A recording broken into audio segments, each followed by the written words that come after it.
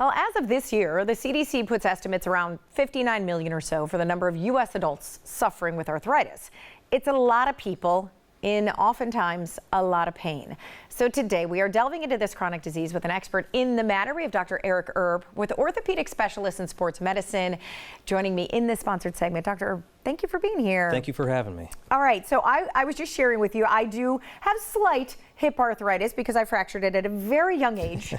Doing the limbo. I know it's unbelievable, but I like to tell people because it does happen kind of to all ages, but as you get older, I'm sure you see a lot of people struggling with that, right? It is much more common in people who are older. So yeah. Osteoarthritis is the most common type of arthritis, more common in women and more common as we age. So it's a wear and tear disease that affects the cartilage, which is like the spongy cushion at the ends of the bones.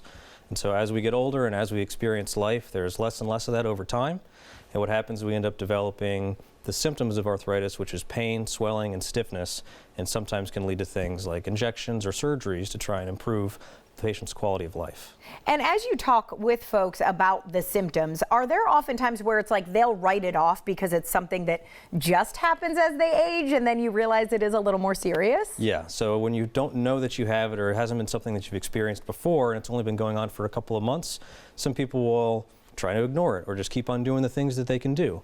And over time, when you don't have the ability to, go for your walk at the end of your day, or you're having problems waking up in the middle of the night because your hip or your knee is bothering you, then I would recommend you going to try and do something about it sooner, because we certainly see people who are dealing with this for a longer period of time than they need to. And I feel like that's us as Americans. We kind of wait too long for a lot of things, right? It is not an uncommon story. So then how is it diagnosed, in fact? Is it just the symptoms? Are there some kind of testings and exams that you can do? Yeah, so you need a thorough history and a physical exam. So having the patient come to see me so I can get an idea of exactly the quality and the character of their pain, where it's hurting them, how long it's hurting them, and potentially if there's something in their history that started this in the first place.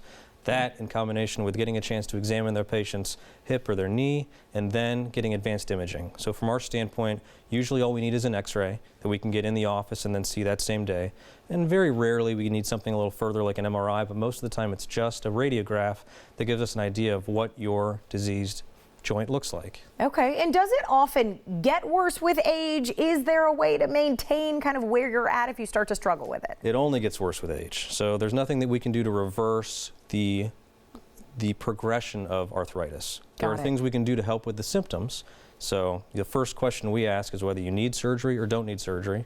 There are things you can do from a conservative standpoint: anti-inflammatory medications, anti-inflammatory gels, and sometimes we can also give injections of steroid or gel into a knee or into a hip to see if that helps. Yeah. So there are things you can do prior to surgery, but when those no longer work, surgery is usually the best option. Now, I know you focus, right, hip and knees, as we talk about today. Are those areas that you see more often than other areas when it comes to arthritis? Correct. Then you can get arthritis in other joints as well. Shoulder arthritis is common. There's arthritis in your hands and your thumb and your wrist. So it happens in other places.